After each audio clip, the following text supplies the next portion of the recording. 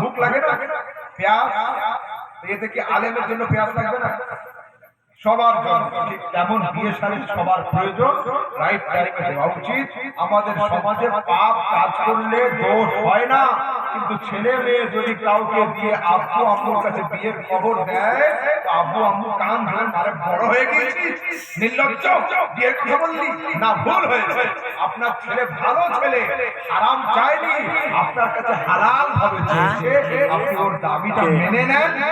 এটা বলি না, জানি ছেলে যাচ্ছে 1 বছরের মধ্যে করিয়ে দেব, ঠিক আছে? চলুন আগে। পুজোর প্রসাদ মুসলমানদের খাওয়া যাবে কি? দেখুন, বিষয় হচ্ছে সোশ্যাল মিডিয়ার যুগ। আর আমি শুধু এখান নয়, ওয়েস্ট বেঙ্গল নয়, ওয়েস্ট বেঙ্গলের বাইরে, ওয়েস্ট বেঙ্গলের বাইরে নয়, ইন্ডিয়ার বাইরেও আমি যাই, তো আমার অনেক সমস্যা থাকে। সেই জন্য যেগুলো একটু ইলিগাল প্রশ্ন হবে ওগুলো ইন ফ্রন্ট অফ ক্যামেরা আমাকে জিজ্ঞাসা করবে না। So I don't want to say anything about this subject. এই বিষয়গুলো বলে আমার অসুবিধা হবে না, ঠিক আছে? কিন্তু তবু আমি বলে দিচ্ছি, প্রসাদ যেটার উপরে পুজো করা হয়েছে এটা খাওয়া হারাম। শর্ট কোন ব্যক্তি যদি মুরগি জবাই করে তাহলে সেটা খাওয়া যায় হবে কিনা? জি হ্যাঁ, যদি একা জবাই করে তাতে কোনো অসুবিধা নেই, খাওয়া হারাম। মুসলমান ঘরের ছেলেরা পূজায় অংশগ্রহণ করতে পারবে কিনা? জি না। অনুষ্ঠান যার যা, আনন্দ তার, উৎসব যার যা, দিল দেখে হাসবে। হ্যাঁ, সমাজে একটা ভুল স্লোগান দেওয়া হচ্ছে, কি অনুষ্ঠান যার যার, আনন্দ সবার। না, চলো আগে। ওয়াশিং মেশিনে কাপড় পরিষ্কার করা যাবে কি না? ঠিক, এগুলো খুব দরকার। এখন আমরা আপগ্রেড হয়ে গিয়েছি।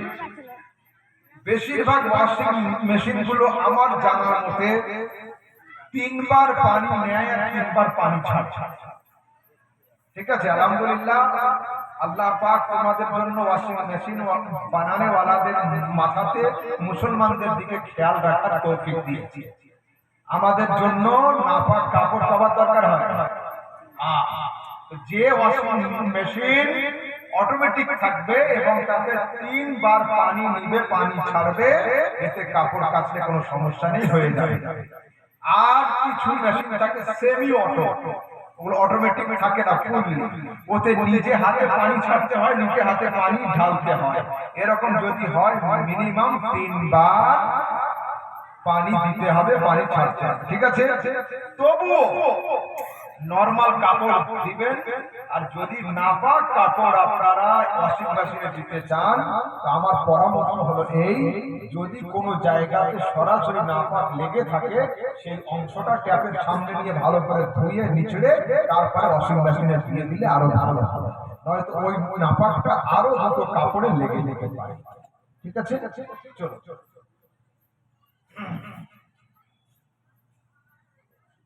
সুন্নি এবং হিন্দুদের মধ্যে তফাৎ কি? এ সম্পর্কে ইউটিউব, ফেসবুকে দেখবে প্রায় 5.5 লক্ষ ভিউ রয়েছে এই বক্তব্যের উপরে। আজকে সে মুড নেই বলার, হ্যাঁ, শুনে নিও। এটা শোনার লাগে তো বক্তব্য আছে, আমি ওতে মিলিয়ে দেখিয়ে দিয়েছি হাদিস কোরআন দিয়ে। এতে জাস্ট একটা কথা বলতে পারি, এতে লেখা আছে হিন্দুদের প্রসাদ আছে, সুন্নিদের শির নিয়ে আছে, ঠিক আছে? দেখো, এই কথা বর্ধমানের কি নাম, গাড়ি ইয়াসিন মিয়া এই কথা বলেছিল যে আমরা শুকরের মাংস যদি সামনে পাই আর একটা প্লেটে সুন্নিদের শিরনি থাকে, মুরগি থাকে, সেটা খাওয়া যাবে না, শুকরেরটা খাওয়া যাবে। হোটেলে সবাই বিরিয়ানি নেয়, কেউ রুটিও নেয়, কেউ ডাল ভাত নেয়, সবজি ভাত, যার যার পছন্দ। বর্ধমানের ইয়াসিন সাহেবের সঙ্গে শুকরের মাংস 6 আমি কি করবো, তার ব্যাপার। পার্সোনাল চয়েস, তাই না? এইবার প্রশ্ন হচ্ছে এই, ওরা শিরনি খায় না কেন? ওরা শিরনি খায় না কেন? তো কে খাবে কে খাবে না সেটা তার পার্সোনাল বিষয়। হতে পারে কারো পেটে সমস্যা, হতে পারে আরো কিছু, আমি কি করে বলবো? কিন্তু শুধু যুবকরা ছাড়বে না হুজুর, आप बोल दीजिए वो लोग क्यों नहीं खाते हैं। আমি বললাম শুনেন, সরাসরি মুসলিম শরীফ থেকে উত্তর দিচ্ছি, হবে তো? মুসলিম শরীফের হাদিসে আছে, রাসূল বলছেন, ইন্না শায়তান ইয়াস্তাহিল্লু তুআমা আল্লা ইউযকারা ইসমুল্লাহি আলাইহি।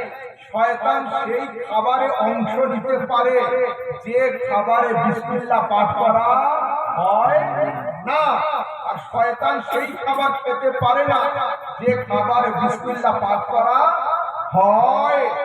আমাদের শিরনিতে শুধু বিসমিল্লাহ থাকে না, আউযুবিল্লাহও থাকে। শুধু আউযুবিল্লাহ থাকে না, বিসমিল্লাহও থাকে।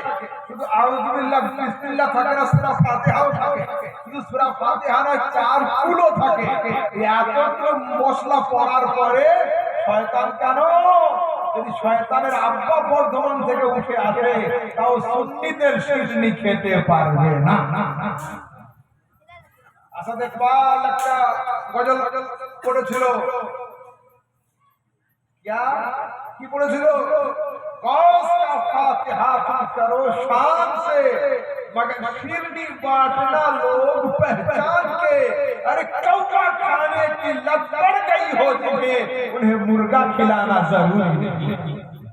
যাদের কাঠ খাওয়া অভ্যাস, দেশি মুরগি এদের ভাগ্যে জুটবে না। আর কারো কোনো প্রশ্ন আছে?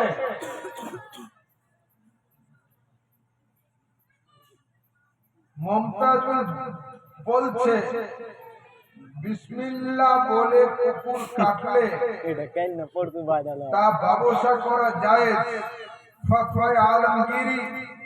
আচ্ছা, ইউটিউবার যারা আছো এটাকে কেটে নাও। মুমতাজুল ইসলাম বলেছে যে বিসমিল্লাহ বলে কুকুর জবাই করে দিলে সেটা হালাল, হানাফিদের ফতোয়া আলমগীরিতে লেখা আছে। মুমতাজুল সাহেবকে বলছি আমি, অরিজিনাল ফতোয়া আলমগীরি বাংলা নয়, নেড়া আরবি, যার উপর জের জবর পেশ থাকবে না, ওই আরবি এক পাতা পড়ে আমার সামনে দিতে হবে এবং এইটা কোন জায়গাতে লেখা আছে ওটা আমাকে দেখাতে হবে। যদি উনি আমার সামনে শুদ্ধভাবে ঠিকঠাক এক কথা আরবি পড়তে পারে, আমি আহমেদ রেজা সামদানি বক্তব্যের লাইনে আর থাকবো না। শোনেন, বর্ধমানের ইয়াসিন সাহেব কি বলছেন জানেন? এটাও ভালো করে হাইলাইট করো। দাবি করছে বোম্বাইয়ের হাজি আলীর মাজার ভাঙো, ভেঙে দেখো ওর ভিতরে কোনো কবর নেই, ওটা মিথ্যা মিথ্যা। মুসলমানদের মধ্যেও বিজেপি আর আরএসএস রয়েছে। মুসলমানদের বিজেপি আর আরএসএস এর নাম হলো মমতাজুল আর ইয়াসিন। এরা মুসলমানদের আরএসএস, হিন্দুদের আরএসএস ভাইরা কি করছে? মসজিদ ভাঙো আন্দোলনে লেগেছে, আর মুসলমানদের এই দুই আরএসএস মাজার ভাঙো আন্দোলনে লেগেছে। বুঝলেন তো? এরা হচ্ছে মুসলমানদের আরএসএস। এরা খবরদার, এরা উগ্রপন্থী মুসলিম, যাদের মধ্যে আধ্যাত্মিকত্ব নেই, সুফিবাদ নেই, তাসাউফ নেই, তাদের দিল কোনো সময় নরম হবে না। আলহামদুলিল্লাহ, যারা মাটিকে চুম্বন করে তারা মাটির উপরে বোম ফাটাতে পারে। Terrorism is just terrorism. It has no culture, no religion, no place. Those are some criminal people, and the act of criminality cannot be connected to the concept of Islam. আর সন্ত্রাসের কোনো ধর্ম হয় না, কোনো জাতি হয় না, কোনো দেশ হয় না, কোনো সিটি বা শহর হয় না। কিছু ক্রিমিনাল ক্যাটাগরির লোক এই কাজ করে থাকে, এর সঙ্গে কোনো ধর্মকে যুক্ত করা যায় না। ধরেন ইতিহাস দেখবেন, খুলে সুফিবাদ আছে না, ইতিহাসে সুফি আন্দোলন আছে না?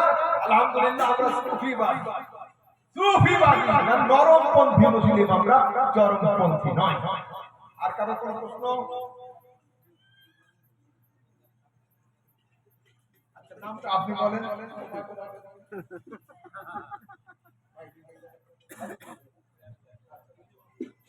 মানে আসলে আমি কারেক্ট হ্যাঁ, এই সব মাইক একবার বলে দিলে না প্রত্যেক জলসাতে ওটাই শুরু হয়ে যাবে। আপনি ডাকুন। বিশেষভাবে